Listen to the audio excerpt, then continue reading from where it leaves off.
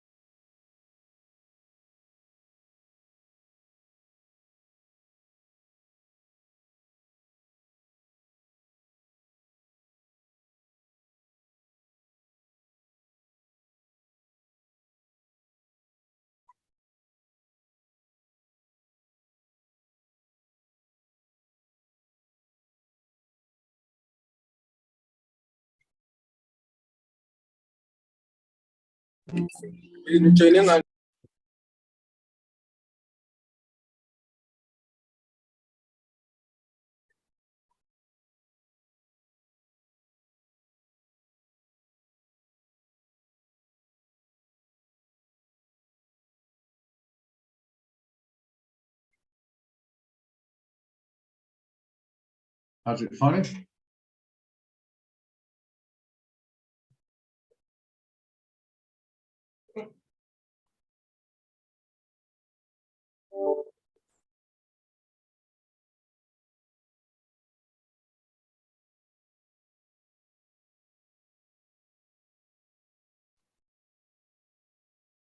I'm good, and you, Raj? Not too bad, not too bad. Not too bad. Very interesting. The non-farm employment rates is quite low. Yeah, it was lower than expected, quite a bit lower, in fact, a lot lower, 106 compared to 175. Hell of a lot lower, which means in theory, it's going to be sort of a less inflation, shall we say. Hence, there's a bit of a weakness in the dollar.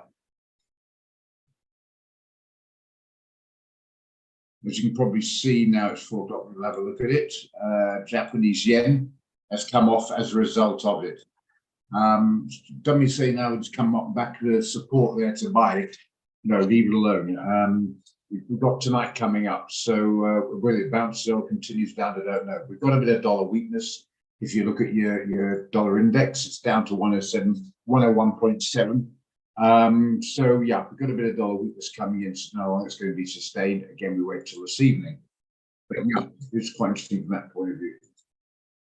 Great. Hello, Pete. Go on. Yeah, I wouldn't pay too much attention to the jobs report coming out on Friday. It's supposed to be thinking that the jobs report might be a little bit less than the expected result of it, but not necessarily so. I've seen it happen where it's the other way around. So just wait for the news. A lot of people try and think, let's try and get clever to make a quick buck out of it. Well, it's more of a 50-50 guess what happened, honestly.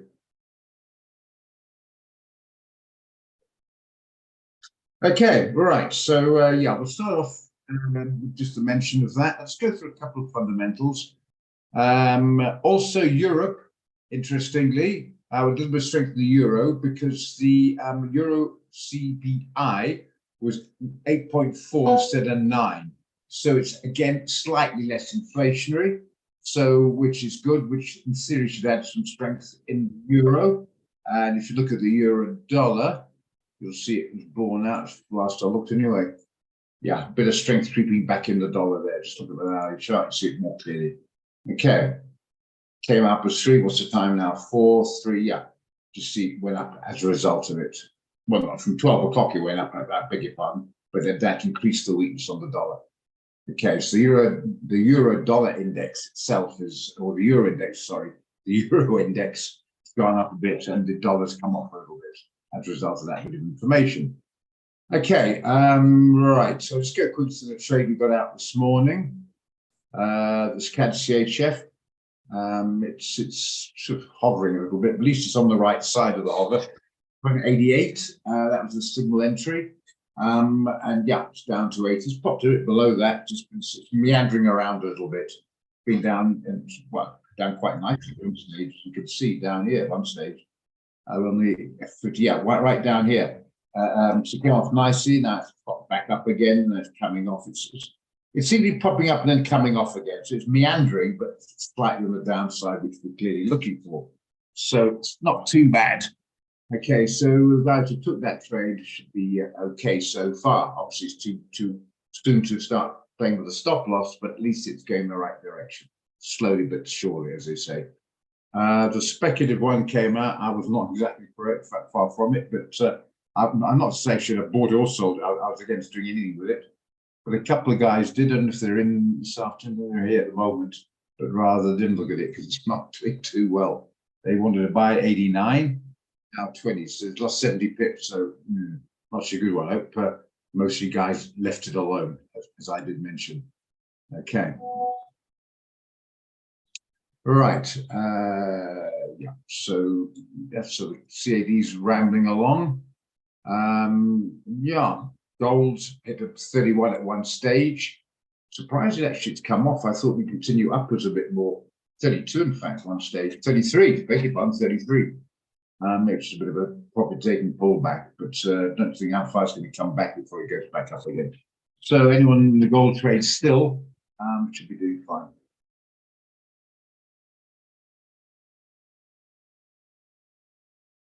Good. Nasty face set, Pietro. Why'd you go for that CAD JPY one? I was totally against it, but if you did, well, that was obviously your choice. Okay, yeah, so gold is meandering along, but it's still upside. Don't change. If you're in, great. If you don't join it now, it's too high. Some guys bought it in 1930. That's really chasing the ceiling, or high up, not ceiling, but high up, if you know what I mean. So anyway, that's their choice. When I look through some of the open positions, guys did enjoy the TR clearly. Oh, should be a smile. Ah, see, I thought that glare at me. I thought you might have jumped in boots and all to buy the Canadian against the yen or something. Okay. That's better. All right. Yeah, I'm sorry, guys. We can have a Q&A. We discuss Q&A. Discuss stuff if you like. Obviously, if you see a trade, we'll definitely have a look at it. But I haven't really found one that I'm comfortable with today. And I did mention it might be a fairly quiet session today. If we run out of stuff, we'll close a little bit early because I'm certainly like to even touch the dollar with the Q&A coming up. Not the interest rate decision so much as the Q&A coming up afterwards. I think it's funny things have happened before, and no doubt will happen again. Not a particular direction to buy or sell it. Guys have seen their backside buying also, going short or long because they're jumping around as the questions and answers come through. We'll see. So rather, it's always been my attitude. The chairman of the Fed is speaking, even before Powell, when Yellen was going right back, even Greenspan days, and Bernanke, he was the one before Yellen. I think just left side, because she was here on Friday, by the way, just out of interest, I didn't do that. Yeah, but anyway, when they're speaking, I tend to rather stay out, especially in a dollar-related product, it tends to jump around a bit.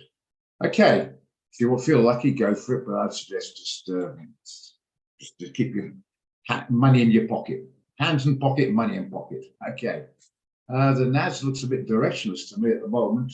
Doesn't quite know what to do, so it's just hovering around. Again, I'm not so surprised there either. Okay, shares forget about now. We'll see what happens in the open again, but I think it's going to be fairly meandering again. It's going to be fairly quiet going up. Traders, most of the pros will be. I'm not talking the high-speed guys in and out all the time. I'm talking the normal pros with normal, like you and I, derivative positions will mostly be staying out. Okay. Yeah, so there it is. Anything you guys like to discuss? Have you thought about stuff during the day you'd like to chat about a bit more? I think most of the guys in here have been here before. Just remember, some guys wonder why I didn't get a trade idea or whatever. They should have been sent out. I don't send it out, or I propose it, and then the office itself, head office, sends it out. Remember, if you have 500 rand, sorry, 499.99 or less, unfortunately, you won't be eligible. It's to try and get people to put a bit more money in, so they can make use of the signals. The guy at 100 to 1 with 300 rand account basically trade. It cost about 280 rand, 250, 260, 280 rand, depending on the margin to get in there, leaving you 20 free margin. 20 rand free margin not enough. If you have 300 rand in your account, you get the idea. So you can't really trade below that. I still think 500 is a bit small to be doing it, but being as it may, at least you can below that. Even that, and if you go in a highly leveraged account, sure you can, because the deposit's smaller. But then you're just going to be overexposed all the time, and you can risk your margin call. You need to try and keep it above that. If you can't, well, I suggest you wait till you can, sort of, don't get cute on very small amounts. The odds are against you. Yeah, I hoped you weren't going to go for it there, Anne-Marie. I'm certainly not keen at all. But I put it down because Leah Teeley liked it and somebody else joined. Was it now? Leah Teeley and Lorenzo, for whatever reason, they liked it. So I said, well, if you like it, it's your choice. I keep saying it's your money, your choice. I can get advice, but whether you agree with it or not, that's another story. Sometimes I'm wrong and you're right. In this case, it was such a great idea. So if you took it, I'm sorry about that, Anne-Marie. But at least the CAD CHF one, which I did recommend, the last I looked a few minutes ago, seemed to be going all right. No kidding, Nick. No kidding. Nick or NK. No sodding kidding. There's a year of registration. I beg your pardon, say again? You don't put in that. The phone number, you don't put in that. I think it's a private conversation. To knock it off quickly. Yeah, whatever number it is, you don't put in the year. Yeah, it's a private conversation. I'll unmute you just now if you want to speak. Okay, where were we? Yeah. So yeah, NGAS, no, well, not my fault at all, because I recommend leave it alone anyway. Yeah, NGAS not moving much. I think might give a bit of amusement to Farney there. Nothing new on that one. It's hovering very, very, very tight, doing sod all. I wasn't keen on it. Some guys liked it, so they went for it. But now it's coming off again. That's one thing. Petrol price has gone up today, but no natural gas has come off. No surprise there. So if you're using butane and gas and that sort of thing, it's cheaper. Hey, it's one thing that's a bit cheaper. I wouldn't play around with this thing. It's not just leave it alone. Anyway, when can you enter it again? Well, again, it's strengthened the rand a bit, mainly on the weaker dollar. So we'll see again what happens tonight, and then you can look at it. But if it comes back to, I'm pretty sure 17 is going to hold. It's going to take some serious change of government will, culture, and all that sort of thing to strengthen that rand. Where people, there's a lot of pressure coming from overseas to do something about this energy crisis, but it means instead of national emergency and all sorts of stuff like that. But I think they're a bit too scared to do what they really need to do, and unfortunately start cutting down on that employment. Nobody likes to sack people, but if you work in the private industry and your company's not making money, they let people go. It's quite normal. Yeah, remember Dion's, but that's just an example. Many of it happens. If no money's coming in, you have to let people go. But somehow they seem to think they're above that if you work for the state. Well, someone's paid for it. It's not just the taxpayer, it's borrowed money, which makes it worse. And there's not increased any efficiency whatsoever. But they don't want a national strike, so scared of it. So, yeah, I don't know. But yeah, so the strength of the rand to me is not the strength of the rand, it's more dollar weakness. We'll see what happens. But if it comes back to 17-ish, you can buy it. I'll leave it alone for a while. Yeah, I wouldn't play with it at the moment. Not a 15-minute tell you much, I'll go to the daily. Yeah, it might come back to here. It's about 17.15. Technically speaking, we come back to 17.15. Have a look at the DXY. If that's starting to strengthen a bit as well, maybe. Unless some brilliant news comes out, we are SA. But water problems now as well. It's just one thing after another. So yeah. basically buy the pullbacks, which means you're selling the rand because the base currency is dollar. Okay, but I personally wouldn't go now. No. Anyone disagree? Anyone think you should be going in now? Might hold the 10-day, technically speaking, but anything could happen with the dollar. I'd rather be on the long side, but I wouldn't go in now. Okay, you happy with that? If anyone disagrees, please say so. No. Okay, that's about all we've got out at the moment. I think most guys are out the AUD CHF. They don't keep harping on. I'm going to put a tick through that. They did okay. I'm going to keep going back to stuff people are out of. I think just the S&P and a couple of shares at the moment. And that's slightly on the downside, but hopefully it'll come right. We'll see. S&P, again, depends what happens tonight. That's the lap of the gods. See what happens there. Yeah, I'm hovering a little bit as notes, but nothing wrong with that. Okay, I really can't have much more on that. It's just we've got one open trade. We've had a pretty good track record this week. So at least we can be proud of that. Yeah, you're going to get lots of excitement, and you're going to get, quite frankly, quieter times. And remember the times in the past, a couple of weeks ago, 3 weeks ago it was, we had quite a few economic fundamentals come out. And when you try to get cute with them, they usually came back a bit. So I'd rather leave them alone. That's the time to go and get a good book or study something. Or buy your wife flowers. How about that? Yeah, looks like it might be. I mean, I'm not really interested in that trade, so I'll have a look anyway. Yeah, with the weaker US, often the Canadians seem to be falling for some reason. I mean, I know a bit about America. I'm not that jacked up on the Canadian economy, to be honest. No, it's resources, uses oil and wood, and it's a big country, etc.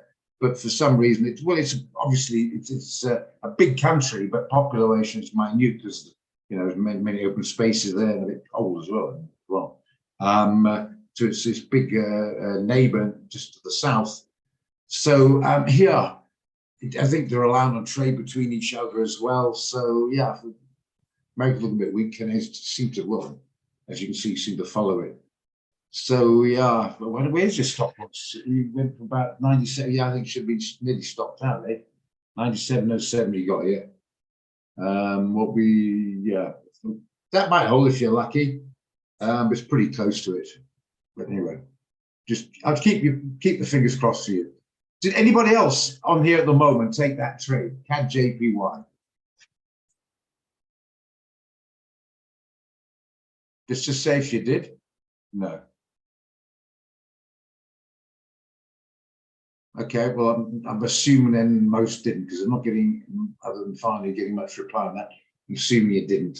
So it looks like you're on there, Anne-Marie. I'm sorry about that.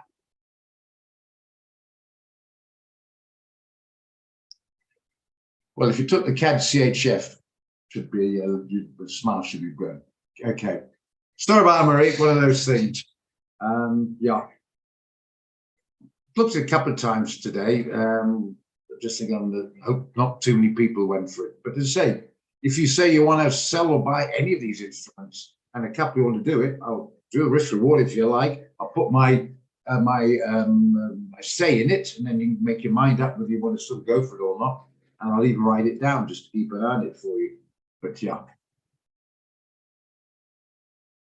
that's correct. That was on Wednesday. Yeah, that was on Wednesday last week, wasn't it? Yeah, Wednesday last week.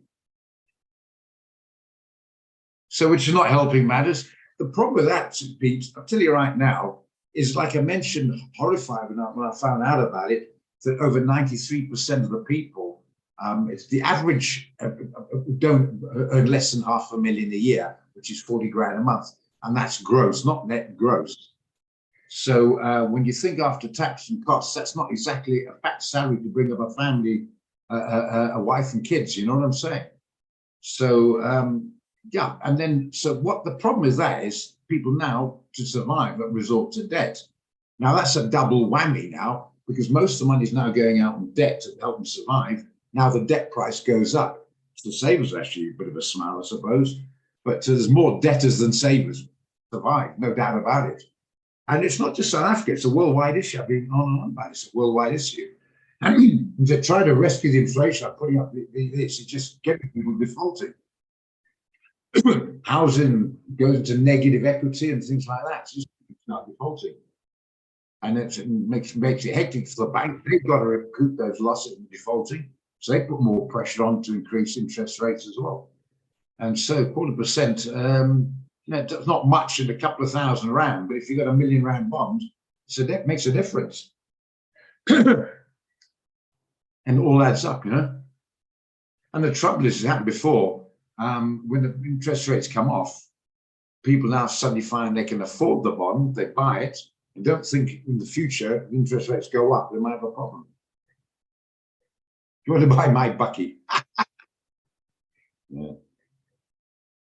I don't have a car on that subject. I work from home. If I need to go out in the evening, I can't use the car either unless you drink orange juice, which I don't. And I think it's about 1 pint of beer, and that's the legal limit. And the place I go, there's a lot of traps, the northern suburbs there. That's where they lie waiting. I'm not sure for your safety or more for bribes, I don't know. But it's a hassle.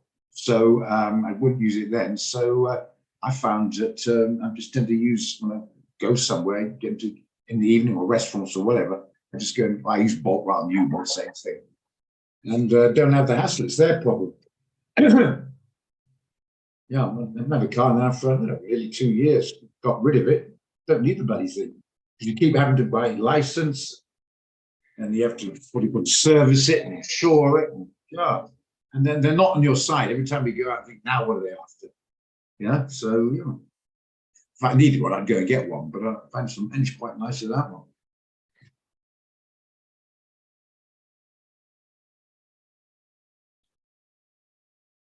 Although, to be fair, my sister lives fairly close by, so I just pop round there and borrow it if I have to. But otherwise, I use Uber. That was the idea behind Uber. I'm waffling on a bit to go off the subject, but Uber, the original idea was to try and get people to use a cheap taxi service to cut down on enormous costs on cars and have less parking hassles. Every time you go somewhere, there's always a problem parking. But anyway, when people love the car, they love the car. So there it is. Okay, yeah. So what's the time? 20 past. Just sort of waiting on to see how the market opens, 4:30. But I don't expect any fireworks. Okay, so any questions? Anything to discuss in the meantime? Because I haven't got really much to offer on the trading front at the moment. Some of the things we discussed this morning were of interest. Some people might have heard it and not too sure. Some people might want to labor on it. But I come in the trading room. So we can discuss the few strategies if you like. I assume you all saved the charts. You've got the charts set up as you're comfortable with. You all know what the moving averages are.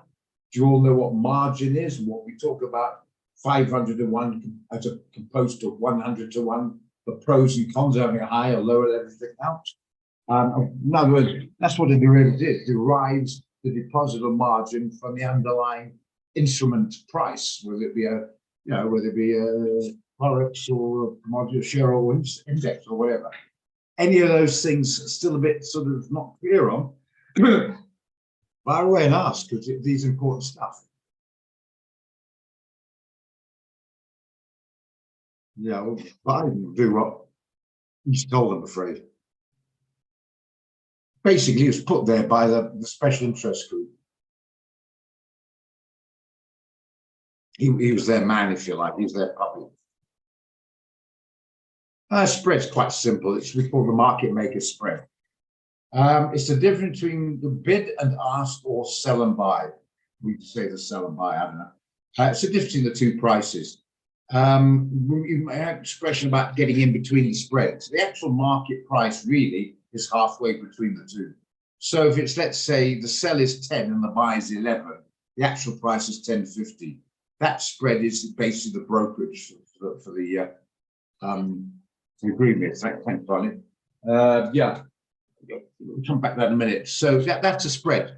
So in other words, let's say you were going to buy the CAD CHF. You get in at this price, and when you exit, you get out of that one. So once you're in, you ignore that price and keep an eye on that one. That's why if If you're going to buy right now, it'll be a minus. You're going to sell right now, it'll be a minus. Because you're getting a sell on that one, then this has got to come down to that to break even. If you're going to buy, that's got to go that to break even. That's like the zero or on the roulette table, if you like. That's the where the brokerage comes from. And that's why I say you have tighter spreads if you have big accounts. Some of the large brokerages with like enormous amounts of money, because the sheer volumes give tighter spreads, because the majority of people who are trading over here in comparison are much smaller accounts. So obviously you have to have a slightly wider spread. Simple as that, you go order 20,000 pairs of shoes a month from a shoe factory, you get a better price than the guy who wants it for one pair of shoes every few months. You know what I mean? Simple as that. So a lot of guys with tiny accounts saying spreads a bit high. The reason is because you've got a tiny account. If you put $1 million in, you can start negotiating. It's like anything else. I mean, you've got to face up the fact, everything's about money. If you got, you call the shots. If you don't, they call the shots. It's the way it is. You know what I mean? We can talk a blue in the face, we're all equal and all the rest of it. The actual fact is about the money. They say, but it's the way it is. We're just talking about special interest groups. The money manipulators and own they own the information source. What you think and do, and in other words, and use your Fed. That's what they want you to have. So it puts your head away from the way we're being played by these guys. We're run by a bunch of extremely powerful charlatans, and we're not kept informed. That's why most of the news you watch is fairly trivial. I mean, look at the fuss they make about, let's say, transgenders. Less than 0.01% of the population of that. You'd think it was about 60% of the fuss they make. Because the more fuss they make about that, it takes you off the real issues. You know what I mean? They want to keep you ignorant, especially economically. Then you don't question so much. Go to YouTube and see some of it. It's quite intuitive how these big Wall Street players, these big tech guys who buy up all the information to control the narrative that we've been played. And the beauty is now is because we can get the information immediately through the smartphone. It's the age of spin, age of propaganda. And because of lack of knowledge from the man in the street, or the woman in the street, the person in the street, that's how they like to keep it that way. So you don't question. It's actually hectic. And we're on the way for a big problem. The debt is just increasing astronomically, way. We can't pay it back. We're living on it, and it's just getting out of hand. We can short it, so it's not all doom and gloom, but just bear that in mind.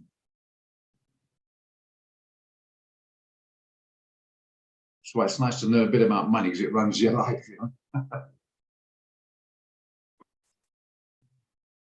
We're being played, basically.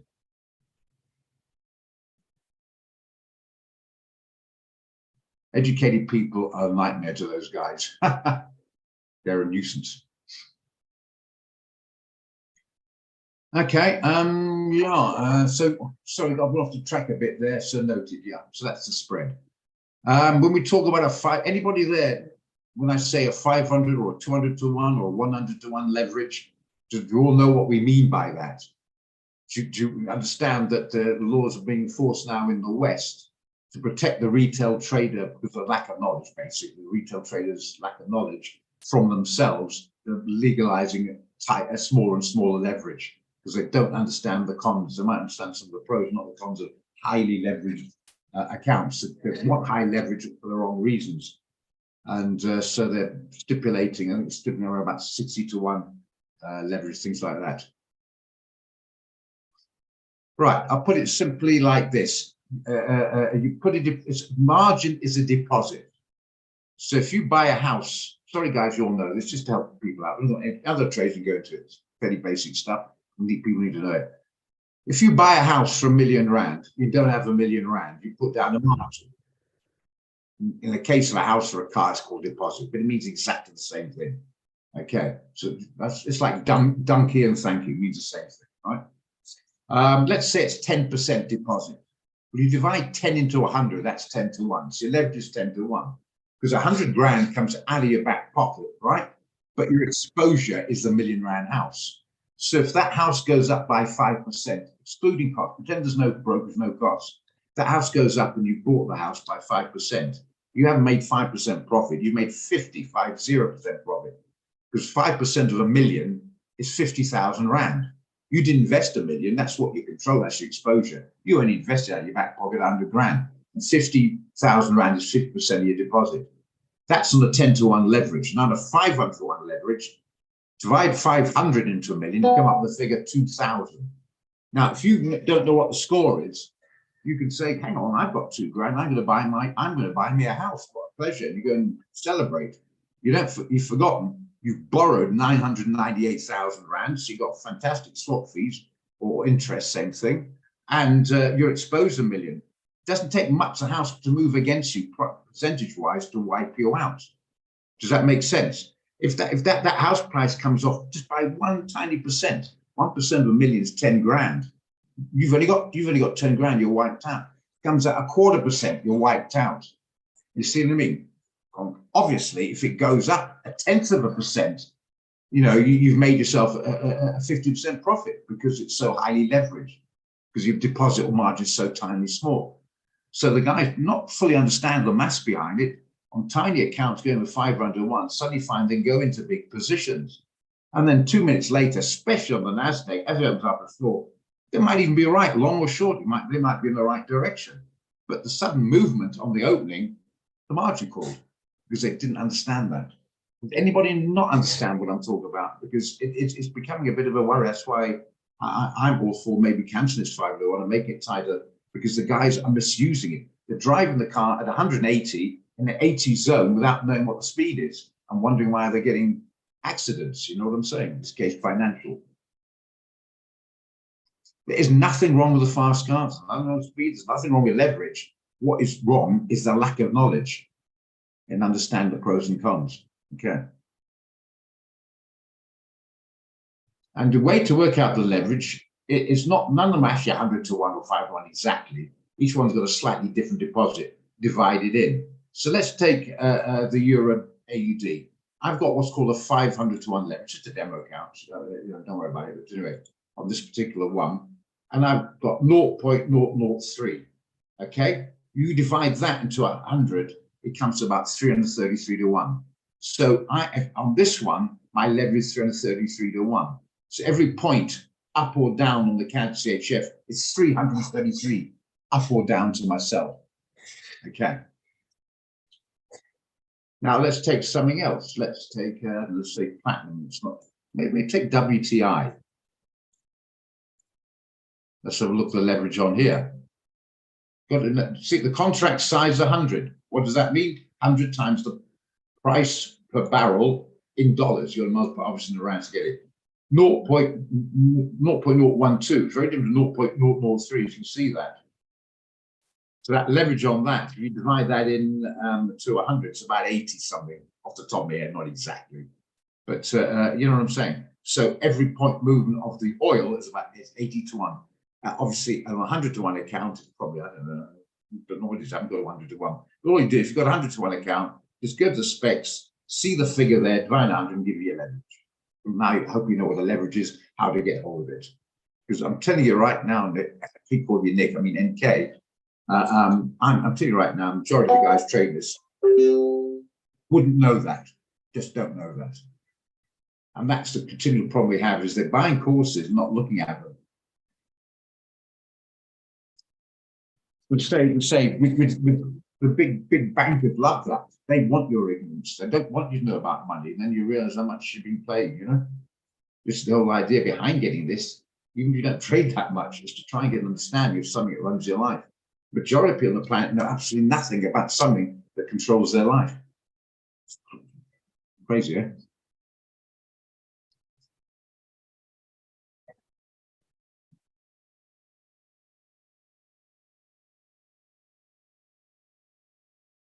Right, so we know leverage now.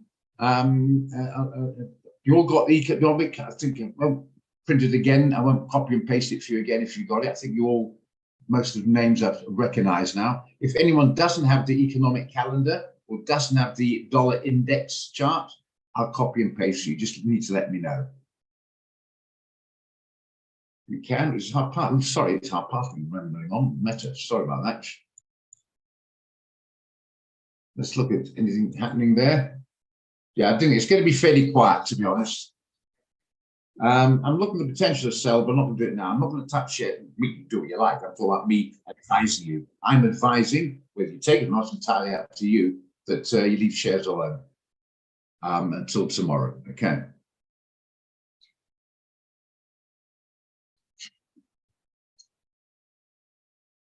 Okay.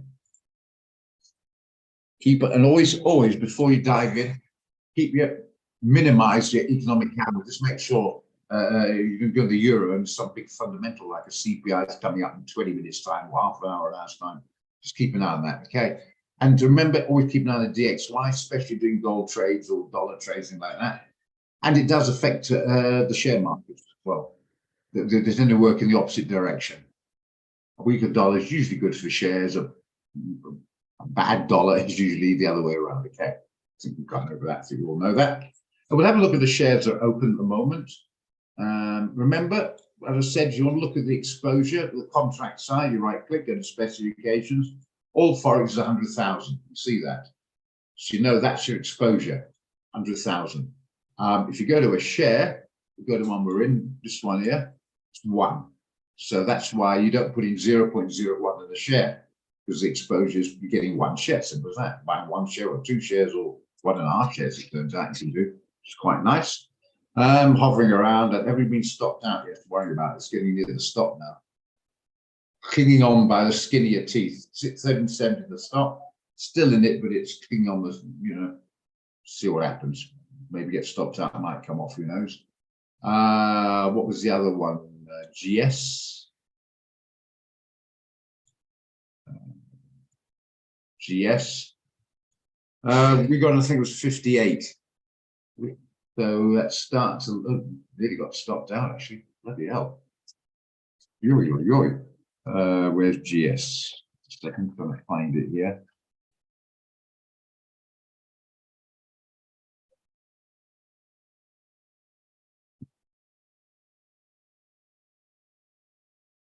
Where's it written down? I can't find the bloody thing. A couple of days ago, all this paper. But I hope you're still in it. Has anybody gone stopped out? It looks like it might have been hit the stop at 366. It's a bit hectic. Are we still in GS? Ah, bugger. So stopped out of that one. Charming. And the other one was Tesla. That's right, Tesla. We're still in that one, wide stop on that one, volatility. We're still in that one, so keep your fingers crossed. I think the 170 was, I think you guys got it 174 in the trading room, but it went out the following day. Remember, we discussed in the afternoon, and they're not going to send out at 5. They don't have car accidents, people jumping out and trying to put a trade away. I know, whatever reason, that's probably being a bit facetious. So it's discussed the following day. And it seems still a good idea. So I still think it's a good idea. I still think it's a good idea. So we got 170, $1.50 is not a disaster. So that might come right. But to GS, well, big fat one. That one. Okay. But you should be able to survive because you did your maths, your position size being right. You remember this trading marine room? Should have done your position size and you're right. So that will happen. You know it's going to happen. You're not going to get them all right. So that leaves it made. So that's a bit of one of those things. Most of the others seem to be okay. So that's just fine. Okay, Tesla, I still think it's going to come right, but we shall see. Okay, well, if you're still in, you're fine then, Evans. If you're still in, that's fine. Stay in, that's all I'm saying. Not suddenly jump out now. I've still got hopes for a bit of downside there. Let's go back to it for you. We'll join it again. If you're out, you're out. Put it behind you. Don't try and get cute. If you're in, fine. You know, it seems to be holding technically this part here. You need to see a break of that and come back down there. So let's see if we can break this coming up. Wait for some fundamental news might help it. Yeah, like I say, Tesla. We'll see what happens there. But I'm still fairly hopeful on that one. Well, we had to stop at 13.7. If it stopped out, so be it. We might still get stopped out. Okay. We've had some good runs with shares. Last time we were too great, I'm afraid, but maybe the Tesla will rescue us. Okay. Right, but other than that, I would leave the share market alone. In fact, most of it to be left alone at the moment. Yeah, I've just got the one trade, I think, unless you mentioned the others to look at. Just keep the one at the moment. Most of the others I think are taken. And that's the CAD CHF. Most of you take your profit on, so that's good. CAD CHF. And if you haven't, you're still in, you're in a profit, so let it run. You modify the stop, you're protected. CAD CHF, go all over the place again. Just not doing anything happening at the moment. Just dancing around. Look at that. The 50-minute chart. Just dancing around within about 10 to 15 pips of the range, dancing around. But anyway, got 88. Some got slightly better than that, actually. Yeah. Oh, yes, something else I want to mention. When you get a trade idea, look at the EP. Remember Anna-Marie mentioned that. She jumped in accordingly. But nice you get the knowledge to do your own analysis. You might not agree, don't do it. But look at the EP. And don't chase it if it's too far away. It's a couple of pips, not a problem. But if it's too far away, don't chase it, the ship or sell. But what I do see it happening a lot is, let's say, sell at 68.82 for argument's sake. And you like it, and the price happens at 68.90 and you're shorting it, and they'll put a sell stop in. Why would you do that? You know, you're getting a better price. So if it's a better price, clearly, I used to put down, suggest that EP or better. The ones saying out, they're not putting that in. So I'm saying to you, please, if it's a better price, let's say grab it. I'll come to that in a moment, Sephora. So yeah, just remember that. I've all got that. So if it's a pending order for a sell stop, that's a completely different scenario. Because we're saying sell it if it breaks below resistance support. That's a different story. But if we're saying like sell that and it's 68.90, well, clearly you're getting a better price. Go for it at market and put a sell stop in. I couldn't get that through to one guy. To be fair, it was the first trade, and said, "No, why do you take that one? The other two are even better, and you're getting a better price." So I'm going to wait till it gets to that price. Try to explain to him, no, it's a better price. Once you get the concept, don't quite know why. I want to buy Farney's house for $1 million. Farney says, no, it's 900,000. I want to pay $1 million. Well, I'm selling for 900,000. All right, I'll take the $1 million. You're going to look at me rather sort of strangely, you know what I mean? So get the better price. Hope that's it, yeah. Interest rate decision, expectation, I think it's 0.25%. As I said before, the Fed is the most powerful, then it's Lagarde, and then you get the others. Banking is reasonably important, but anyway, it's more important because now it's the euro. Before it was the German and France, a different story. Now it's going to the euro, it's quite important. China and Japan as well, of course. Go back to the States, right? They don't like to spook the markets. They're all powerful. So if they're expecting 0.25%, there's got to be something radical to give it 0 to 0.5%. You still have to wait, but invariably it'll be as expected. So what will happen is it comes as expected, at least you know, so there might be a little bit of movement. So Sephora, what I'm saying is you get a bit of movement and release because now you know it. You're expecting that to happen at 5 o'clock, and it does happen at 5, but now you know, like the money's in the bank, if you like, you know, so that at least you now know. The point is, what is like to move the markets is the question answer speech afterwards. The guys will be asking questions, and he'll be asking questions, and the slight inflection on those answers will move markets. That's why he's incredibly difficult how to phrase it correctly. He doesn't want to spook, but he's got to be honest. It's an extremely difficult job to do. You know, you can't say, well, looking all right, bloody mess this now, make God, and see you dead alive. You wipe about $10 trillion off the market instantly. See, you can't really, you know, you've got to be an ultra diplomatic on it. So that's what can move it around. And the problem is, do you think it's going to be positive or negative? I think it could possibly be both. And that's where you get the ups and downs. So whether you're short or long, you could have problems no matter which way you go, because you could jump around. Like the euro dollar, that's the most traded instrument in the planet by far. It could jump around as he answers certain questions.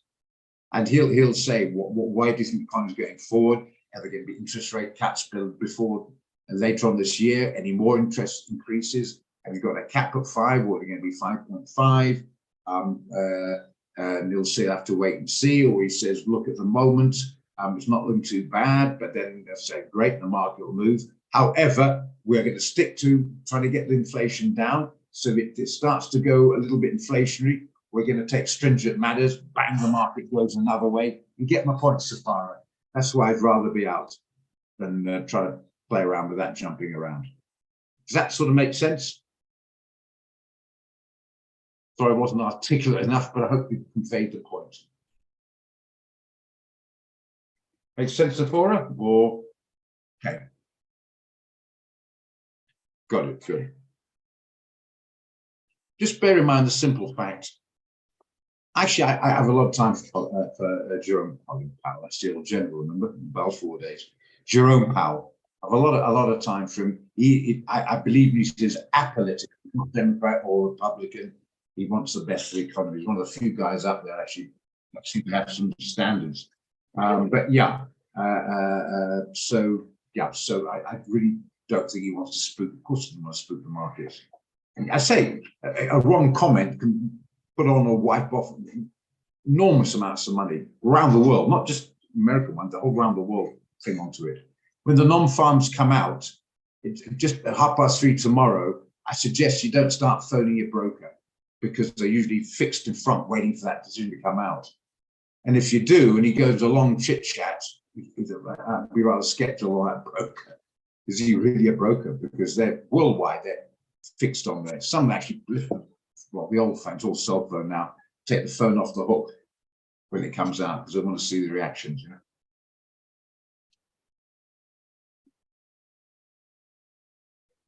Yeah, if you phone the guy up and said, sorry, I'm in pick and pay at the moment, can you call me back? I'll be rather suspicious of that broker.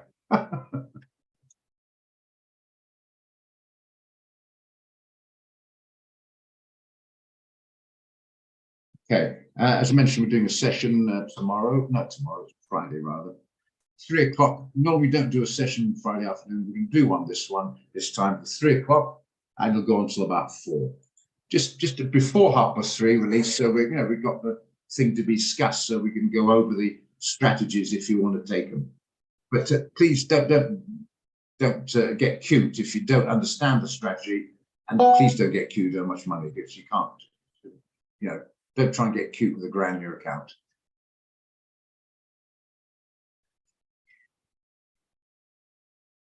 Okay, now I just want to mention something else. Support will back me up on this. A lot of people confuse the account manager with the trading support. I'm trading support, so I'm not in opposition to the account manager. We're together. You know, I'm not saying I spoke to a guy and said, no, I'm quite have my account looking after me. Yes, he is. If you need to open up a account or a demo or a live or change something, or you're not sure about something, that's called intermediary. They will help you there, but they can't give you advice. If you get a trade idea from them, it has to come, I'll be honest with you, from myself, because they're not qualified to give you that. So there's nothing wrong with them and saying the CAD CHF is a sell because I've given it out, passing it on. No problem with that. But if you say to the account manager, I'm quite looking going into the CHF JPY for a sell, what do you think? He would say you'd have to go to trade support. So we're not against each other, we're keeping the same goalpost. But one can give you advice and one can't. And that's extremely important. Not they don't know, I mean, they probably do know, nothing wrong with that. It's like probably how to drive, but if you haven't got your driving license, you can't drive. Get the idea. PMI, let's have a look. PMI, that came out slightly less on the manufacturing. The job openings came out slightly less jobs being created. Slightly less, much like the non-farm ADP earlier on, slightly down. So in theory, that basically means that the jobs report should be less than expected. But that might, to be fair, they might adjust that expected accordingly on the information coming out now. So don't automatically think it's going to be less than expected. Wait till the release. Okay. Anyway, going back to account management. So all you know, so any hassles on open account or anything like that to do with your account, remember he's getting a bit of IB from it, so he's not doing it for nothing. So don't you can have a chat. Hey, support, you can call him up with pleasure. He wants you, so he wants you to do that. He wants to help you. They're pretty damn good. And if you're not, you should have his number anyway when you did business in the first place. If you haven't, easy, go to the portal and the account manager details on the portal. Portal's got a lot of good stuff on there. You look through it sometime. And remember, all these are recorded, and I put the date on, like 1600, 1st of February. But don't forget, if you look at a week's time, it's out of date. So yeah, that's a good idea. I think I'll jump into the CAD CHF in a week's time. Might be a different ballgame then. But yeah, if you're at work or you're missing it or you're driving home, then you can have a look at it afterwards. It's not as much fun as attending because you can't really interact much. But anyway, it's there if you want it. Okay, but it's a lot of good stuff on the portal. Okay, yeah, I mentioned the quick one. Don't forget to save your charts, please. We get a lot of live chats coming up. I've lost my charts. What do I do now? I can't really show my live chat how to rearrange their charts. And I certainly haven't got time to do a quick Zoom for the next half an hour because they didn't save it. You know, I've got other stuff to do, unfortunately, or fortunately. Depends on what you look at it, I think, fortunately. So just save them. Go to templates, right click, go to templates and save the template. Put your name down. And so if you lose them, you go to templates again. And then you go to one of the saved templates you like. You save 2 or 3. You save one with these 2. You save one with all 3. You save one with Bollinger Banding, one with whatever you want, you know, up to you. But save them. Don't forget to save them. Save it. A lot of a pain if you lose the chart. Just show you quickly what I mean. Some guys still might not know that. Let's go to I lost the chart now. Just press a button. Something happened. I've lost it a couple of times. I don't quite know what happened there. I'm not an IT expert. Now you're saying, what the hell's going on now? You can reset it. You can right click and go to properties and reset it. That's a bit of a hassle. But if you saved it, just go right click, templates, quite like this one, and bet. Bob, hey presto, Bob's your uncle, as they say. Good afternoon, my dear. Okay. So let's have a look at the euro dollar, see on that subject, see if you have much effect on it. Give it 15 minutes, see much effect. It hasn't come out yet, has it? 5 o'clock. Rubbish. I've looked at the forecast, the previous. Sorry, it hasn't come out. It's only coming out at 5. Beg your pardon. So it won't have any effect. Sorry, I was looking at the expected, not the actual. It's not 5 o'clock yet. Yeah.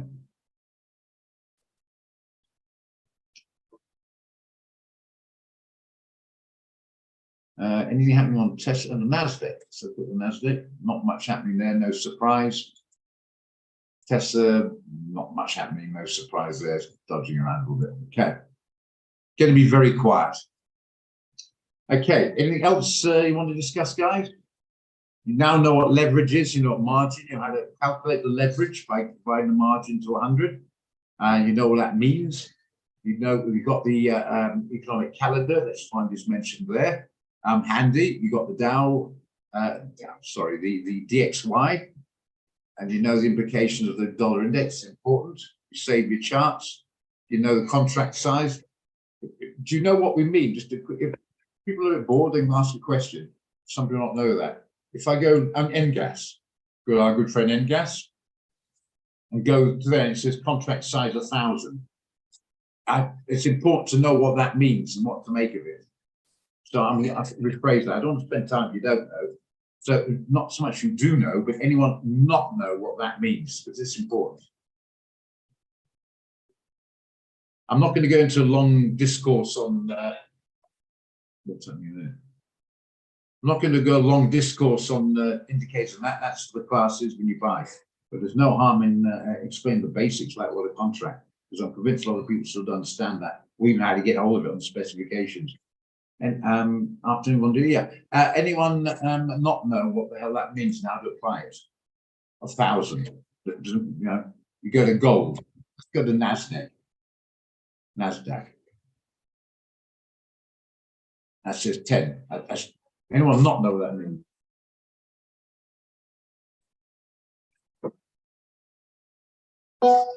Sorry, Nicholas, I'm in the trading room at the moment, but if you have any problems with your accounts on that, you can go to your live chat with your account manager.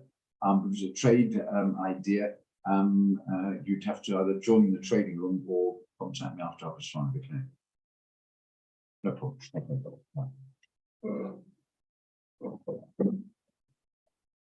Okay, right, where were we? Yeah, contract size 10. So are we all familiar what that means? If you don't know and you don't put up, explain.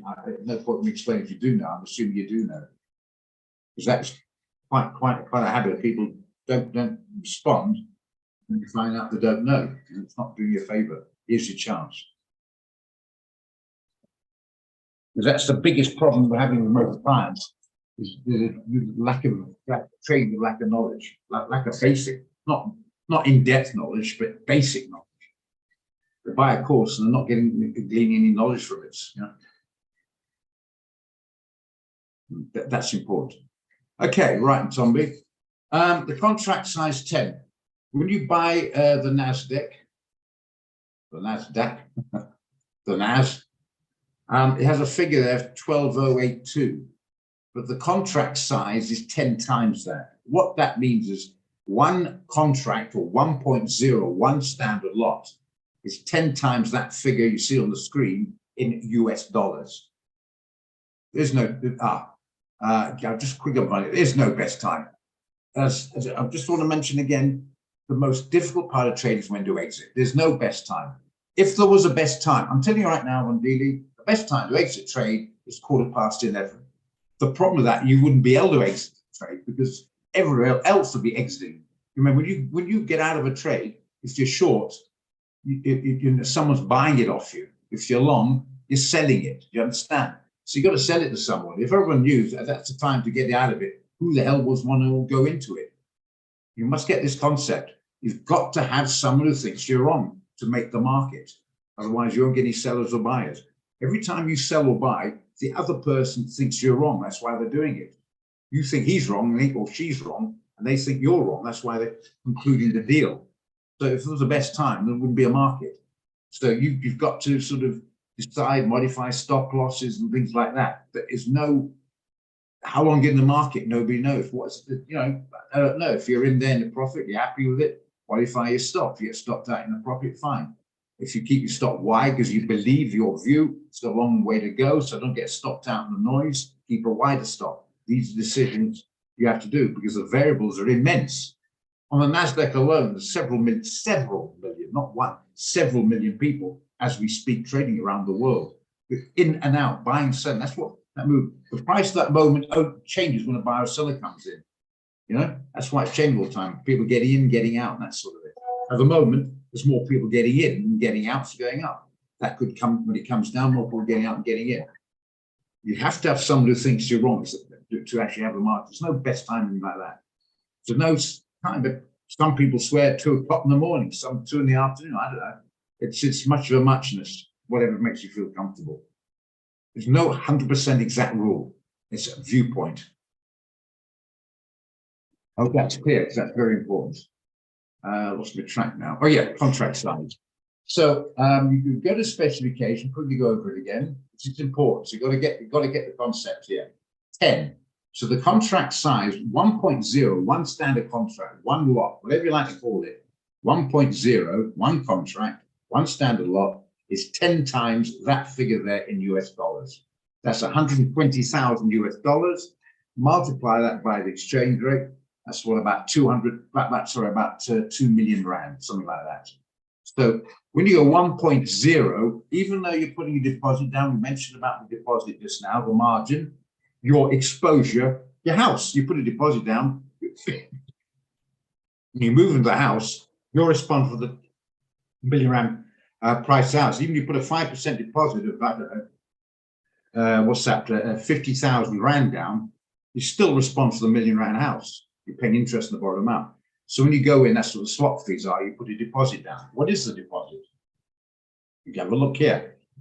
On this particular account, it's 0.0024. So that would be it's 2. That was if it was 0.02, it'd be 2%. So it's basically 24 basis points or 1/4%. So you're putting 1/4% down on a standard lot of 2 million rand. So you divide that into 2 million, that's your deposit. That's why even if you want to go standard lot, If you haven't got any money in your account, you know, you can't. You wouldn't have to deposit. That's why I said to guys 100 to 1, get 250 rand. Why can't you trade? You couldn't understand because you haven't got enough money to put down the deposit on the smallest position, which is 0.01. And I just couldn't seem to get that concept. But if you can't get that concept, you should pack up and even think of trading, because the actual trading, as you know, finance company, a little bit more complex than basic arithmetic. Okay, so you've got to understand the basic maths on it. So if you go into the NAS right now, 1.0, you've got an exposure of 2 million rand. Clearly, if you go in one mini, 0.1, clearly that's divided by 10, which will be 200,000, and your exposure in a micro is 20,000 rand. You get it? And you put it accordingly the deposit down on that 20,000 rand.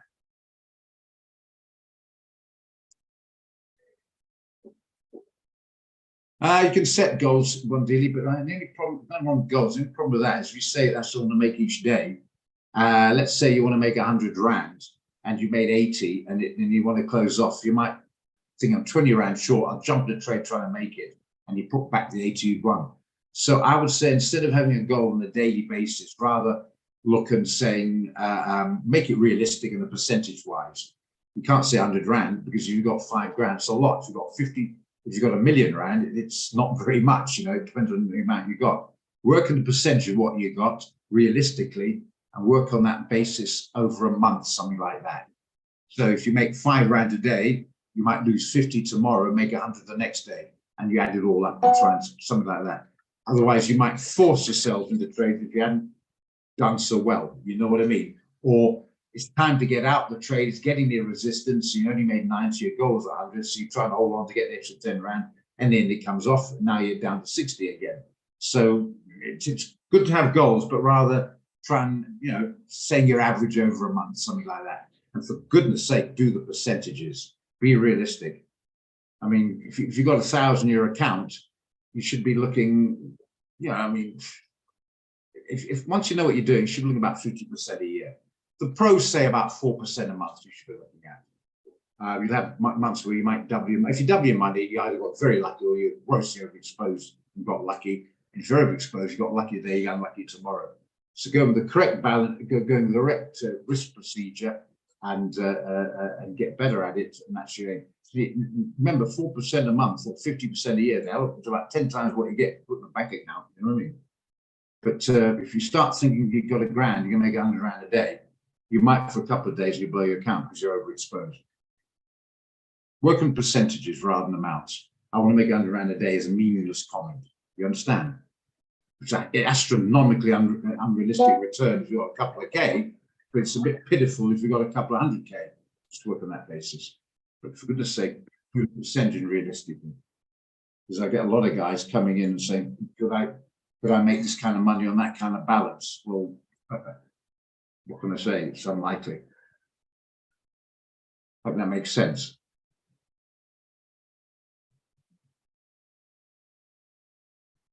Realistic, unrealistic expectations.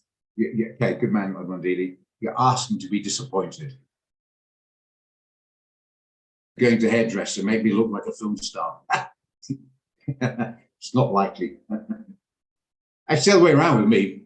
Brad Pitt wears the hairdressers. I would look like Roger, you know. It's the other way around with me. But anyway, it's one of those things, eh? Clearly kidding. Okay. Working percentages, common sense, dreams, but make them realistic. Okay.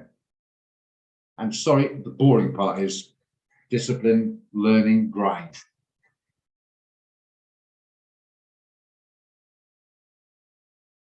Sure, you all got matrics and some got degrees. A lot of that grind, staying on a Friday night and you want to be out. That's sort of thing. Some part and parcel of achieving goals. Hope alone won't do it. Not to spoil the dream, trying to help you achieve it by not being ridiculous. Yeah. Unfortunately, bottom line, you need capital. Simple as that. Okay, you can get it, but it takes, certainly if you haven't, well, you can work on building it up, but it won't happen tomorrow. Right, manufacturing PMI, 47.4, slightly less. Job openings, not bad, slightly more. Okay, so interesting there. That's slightly better than expected. That's interesting. Let's have a look at the euro dollar, see if anything happening there.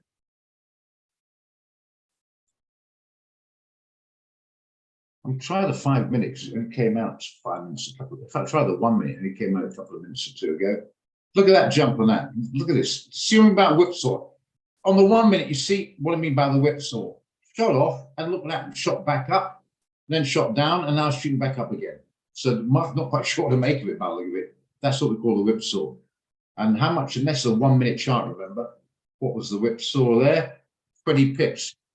In 1 minute, it's a lot, isn't it? And there's a guy overexposed on the five. There's a classic example. Overexposed on a 500 account, 20 pips. You've got practically no free margin left. 20 pips because now you got a problem.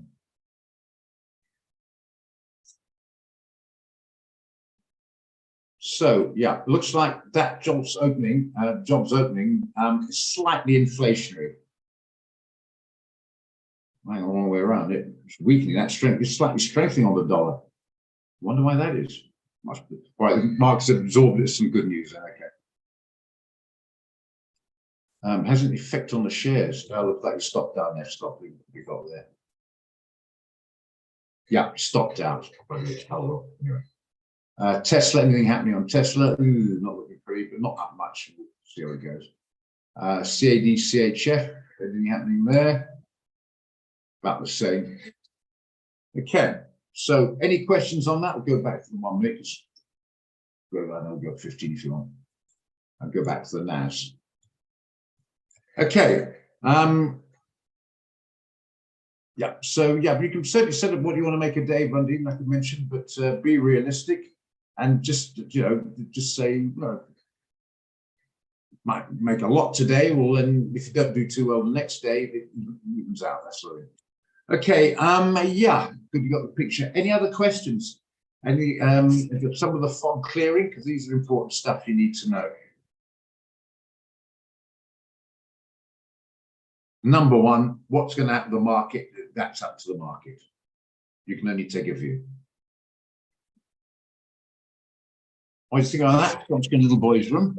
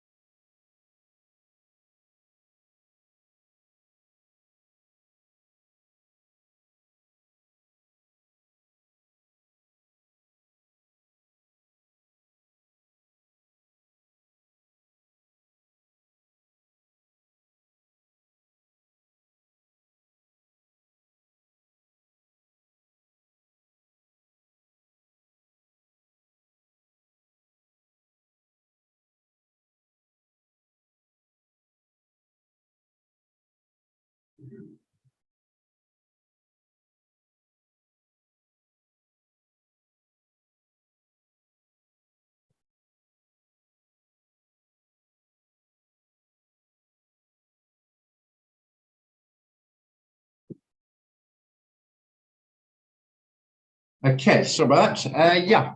So, right. Anything else I'd like to discuss in the meantime?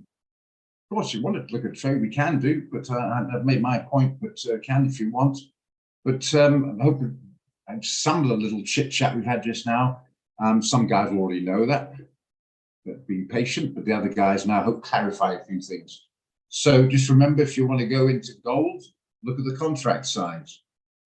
What's it say? 10, exactly the same as the NASDAQ. I should get an idea, go into gold here. Remember, the NASDAQ's 12,000, gold is 1,900, so do this again. So what's the contract?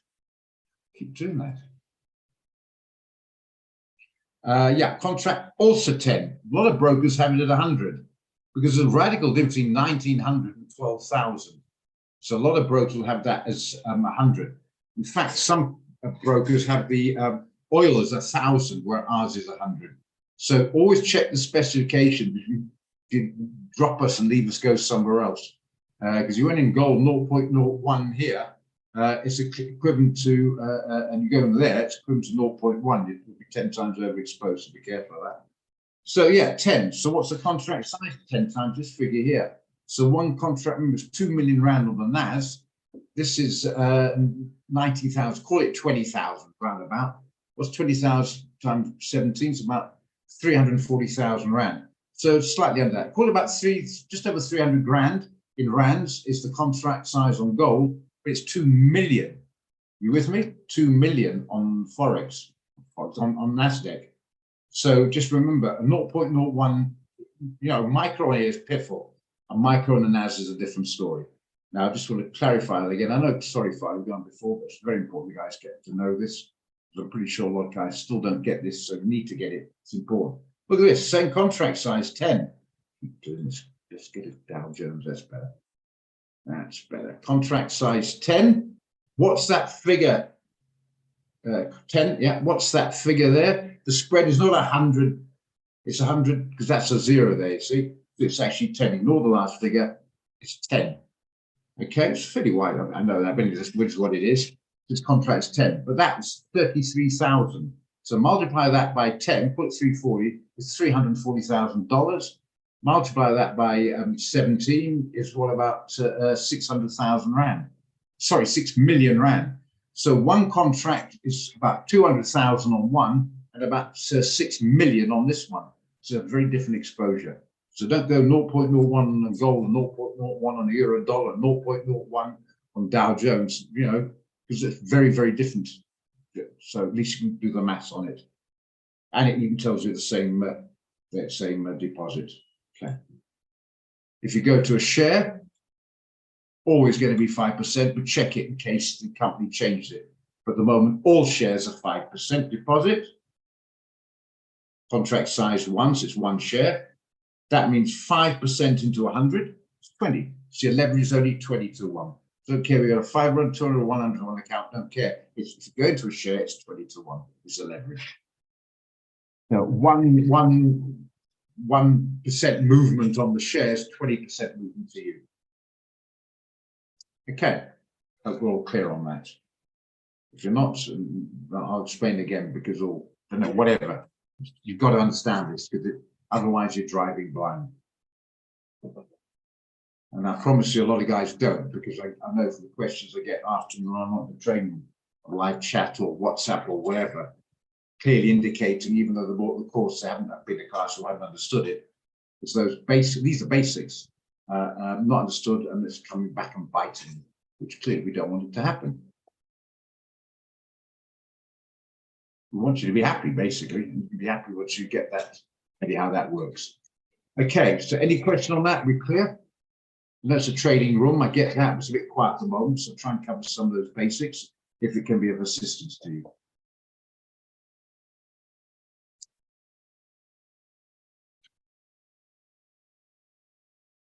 And you all now know what the swap fees are. That's just interest on the balance, like you buy a car on tick, and you borrow money to buy it, you got to pay interest on it. Swap fees it's not much, it's about 6.5%, maybe 7%, I can't remember now. Percent a year, charged on a daily basis. Okay, but the amount's usually so small it's irrelevant.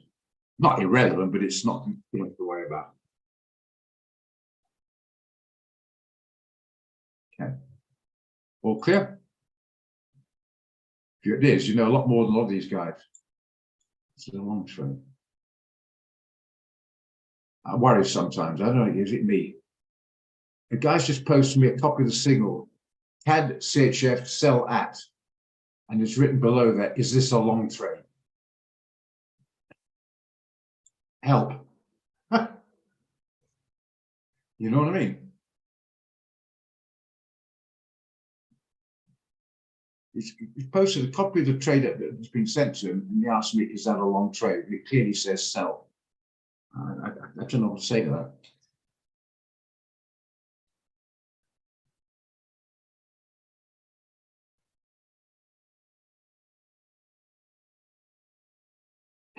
You know what I mean? Fine. What can you do but laugh at him? What can you do? I'm going to take a deep breath. I don't want to make a sarcastic comment. If I say sell at 100, is it a buy? If it was a buy, like I would say it's a buy. I don't know what to say.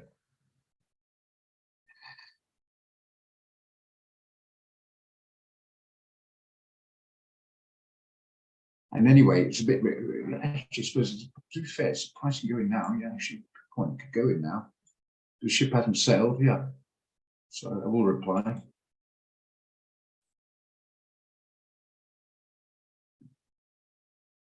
Where is he now? Ruta guy's a very nice guy, but maybe doesn't understand. Probably don't know long means buy and short means sell. Maybe I didn't know that.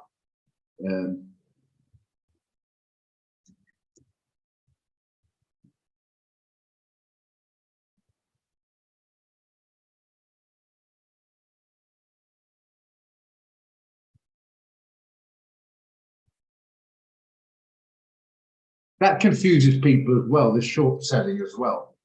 If you know, they're in a short, they say, they think they're selling it to exit. If you're in a short, you're buying to exit. That's what we call, let's say it hits there. Why is it bouncing? Might be nothing wrong with the Dow. If people are maybe what we call short covering or exiting their short position.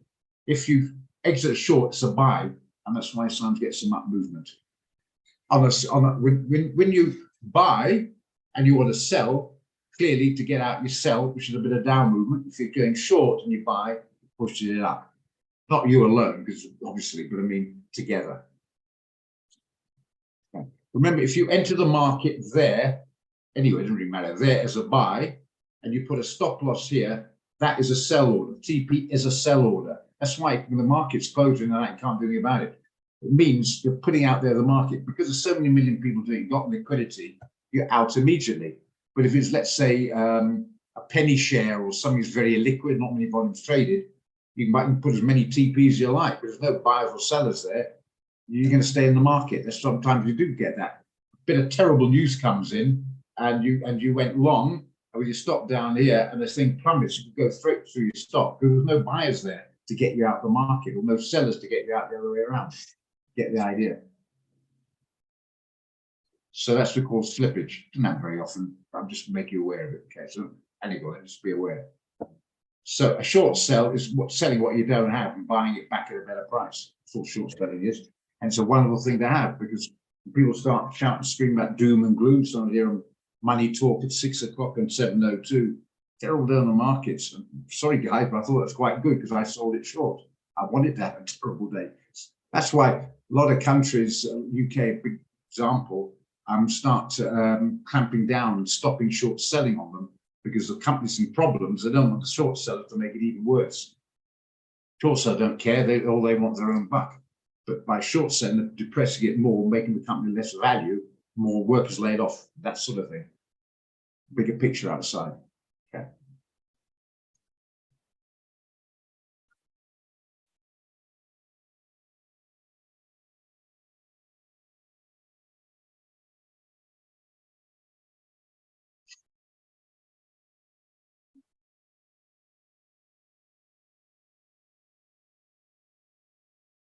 So, okay, so everyone understands how you can make money on the way down by short selling. You understand?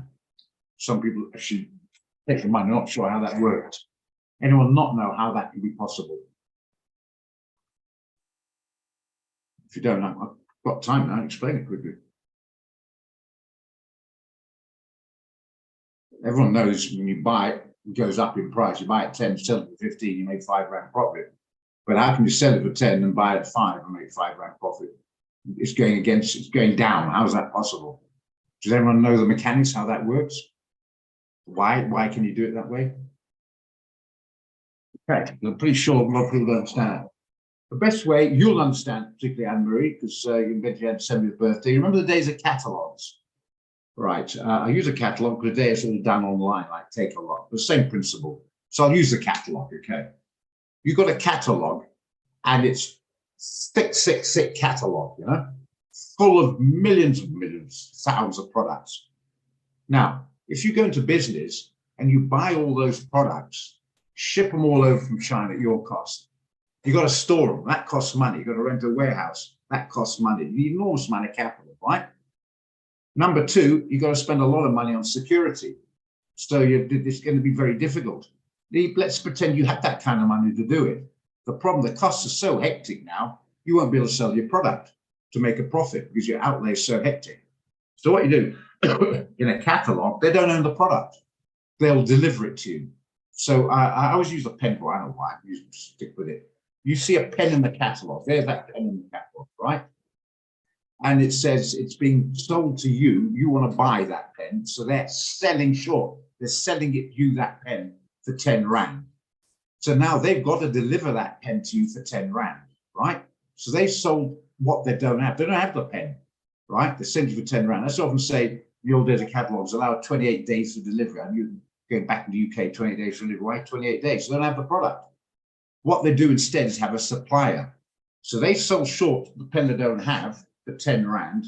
Then they go to the supplier and they buy it off the supplier for 8 Rand. And that's their profit. So they've sold you the pen at this level here of the crosshairs at 10 Rand, right? Which they don't have. But they've got to deliver that pen of that quality for 10 Rand to you. They're obligated to do it. So you send them 10 Rand and they go out or go to their supplier and they buy it off the supplier for 8 Rand and deliver it to you. That's how. Now, let's presume that the supplier has run out of those pens. So they have to go to another one. The problem is that supplier has it, but it's 12 Rand. They've got no choice. They made a contract to deliver you for 10 Rand. They got your money, so they will. I know they're back. You think about fiddles in South Africa. There's no fiddle about it. They've got to do it, which they do. They have to. So, they will. Trust me, they do. So they now have to buy that pen for 12 Rand. They've still got to deliver you for 10 Rand, but they made a 2 Rand loss because the price of the pen went up. Does that make sense? So when you go into a catalogue or go to take a lot of the stock they don't have, they're going to get it for you because it's too expensive to sit there. They're selling short, so they don't have, but they will deliver it to you and they will buy it hopefully at a better price. If they can't, tough luck to them. They still got to deliver it at the arranged price. Does that make sense now, guys? That's what selling short's about.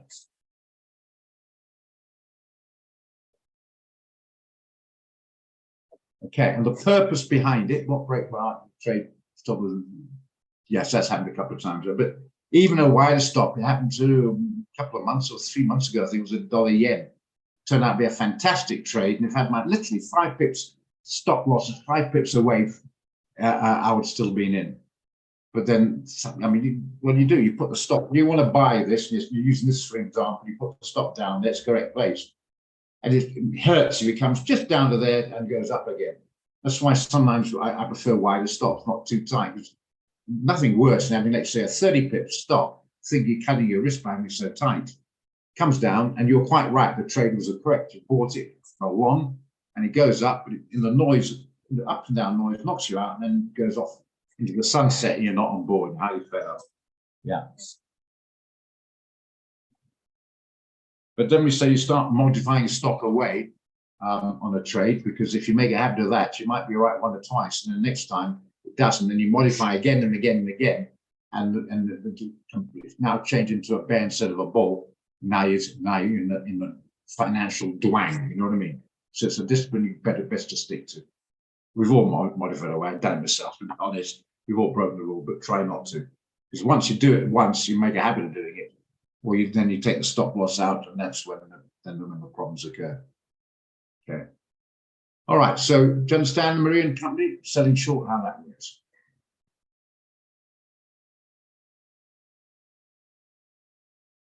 Well, it's just come off now, I suppose.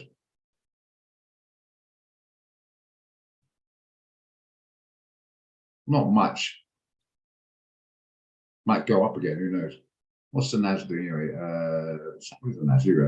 NAS going up a bit, so maybe Tesla's going up a bit. No, it's not really. Okay, yeah. So we all know how short selling works. And the prime area of short selling in the financial markets is what we call a hedge. Because if you are an institution, you don't want to be getting out of your very, very large position in, let's say, Apple. Because if you start, let's say, a couple of million shares of Apple, you want to get out because the market's going to come off. You can't just sell 2 million just like that without bringing the price down. It defeats the object. So therefore, they'd often take a short position on the Apple. So if it does come off, what they lost in share, they make back on their short selling position. If Apple continues to go up, all right, they're losing the short, but they make it back on the increase of the Apple. That's what they call hedging. That's the point behind it. So there's a financial point behind this. So the hedger, their hedger, they need a speculator to take the opposite. Remember the buyer and seller, you need a counterparty. So speculator, an invaluable financial point to create for the pension funds hedging. The pension funds are not allowed to use this market. It's illegal because it's too risky. And you don't want your pension money being blown on a buddy. You know what I'm saying? It's highly risky. So they do use it only for hedging. So it's very important because your pension is extremely important. That's why the returns are much smaller, because they have to be ultra conservative. That's why I get such small returns on it. But a lot of it's hedged, okay, to protect it. And that's why you come in, you're taking counterpart and speculating. Hope that made sense. There's a reason behind it all, in other words. Nice to know it. So you're not just sucking a buck out of thin air with some or green or a red candle, you know what I mean? Okay, guys, it's been a bit quiet, but I hope some of the guys there will know this and been a bit bored. Sorry, bear with me. Some of the other guys might not. And yeah, and Marie's put her hand up. She wasn't too sure about a couple of things there. It's good to know. It's good to know the overall picture. Otherwise, you're getting parafashion all the time. Then you know why it's happening. And nothing to do about heart being broken by being stopped out and then shooting her up at the same direction. It will happen. But don't start saying, I'm going to draw the stop or move it away. That usually ends in more tears than happiness, trust me. Okay, guys, is anything else? Should we wrap it up till tomorrow and just see what Powell's got to say tonight? Unless anything else you want to cover? Hope it's been not a complete waste. Thanks very much for joining me, and I hope there's been some value to everybody, including the more experienced ones. Hope it's maybe a little nugget here and there that's sort of clarified.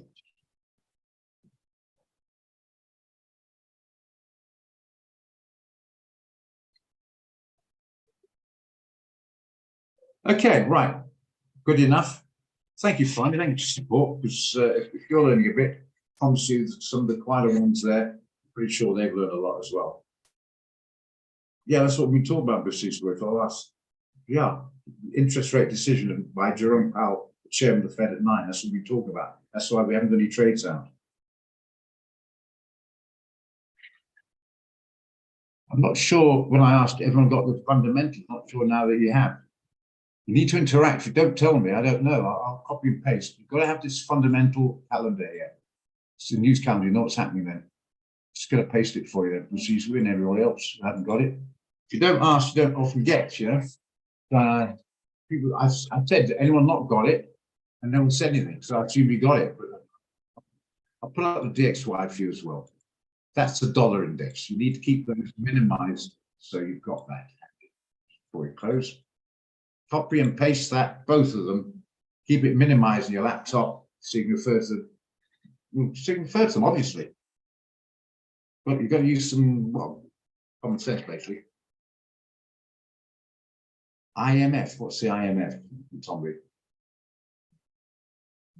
What TYM, what time? 9 o'clock tonight is interest rate decision. It should be 0.25%, very likely, and there will be a question and answer. That's what we're discussing again. International Monetary Fund, nothing to do with it. What do you mean by that, by IMF? Nothing to do with it. We're talking about the Federal Reserve of the United States. Like you have the Bank of England, same sort of system. And he's the chairman, Jerome Powell. Okay. All clear? If you're not sure, you can Google Jerome Powell. I mean, what massive information, the most important financial guy on the planet by far. Yeah, okay, got it. Good stuff. Right, guys, fantastic. Yeah, I wouldn't worry about Brent, whatever fund numbers come out. Price of petrol's going up, by the way, it's actually gone up today. Yeah, don't worry about Brent or oil at the moment. Inventories or no inventories coming out, was it 5:30 in a minute? But it's not tradable at the moment, so not enough going on for the trade, so you don't worry about it too much. But check it out if you like. Okay, cheers, guys, and yeah, catch you tomorrow. Great. Thanks, Ed. That's the trouble if you've got a bad network. It really is a nightmare. Absolutely. Totally empathize.